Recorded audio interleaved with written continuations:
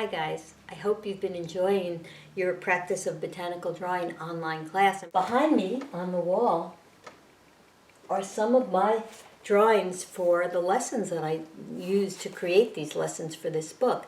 And I want you to think of this book, it's a template.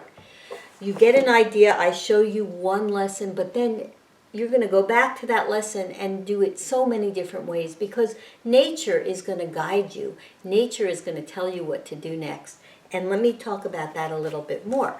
So for example, in lesson 1, which was, I'm going to open to that lesson just to show it to you about drawing a branch. You can practice that. You can do your simple branch. I think I still have mine here. I'm very attached to this branch. And then maybe you practice your overlaps and you do a group of branches together. But then what? What do you do next? Well, there's so many things you can do, and I should just say to you now, you figure out what to do next, but I can't help but to give you some ideas. So here I'm going to give you some ideas for the future. So, for example, here is a bit of a branch with these thorns on it. So to draw that would be really fun. And I've got a nice branch here with pieces of peeling, curling bark, which would really be fun to draw as well. And then, for the really advanced student who has nothing but time on their hands, what do you say? How about this piece of bark?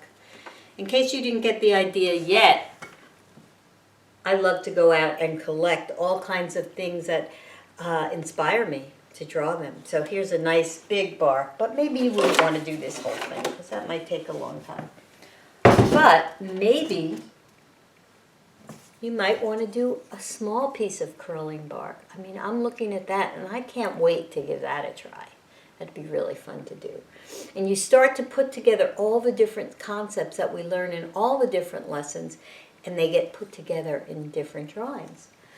Then if you move on, let's say to lesson 2, which was about drawing a small nut like an acorn, learning a little bit about the patterns, moving on to pine cones. Well, next time out, you could do a more complex pine cone or a really unusual pine cone.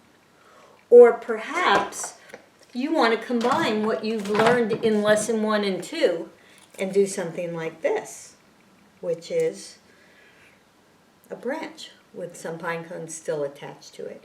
So, I mean, I think that gives you the idea of what you might do in the various lessons. And then when you move on, let's say to the next lesson, which is drawing leaves, well, after you've learned about doing a leaf with parallel veining or a leaf with net veining, and maybe then you add some color into that leaf, and the way these are, variegated color in a leaf.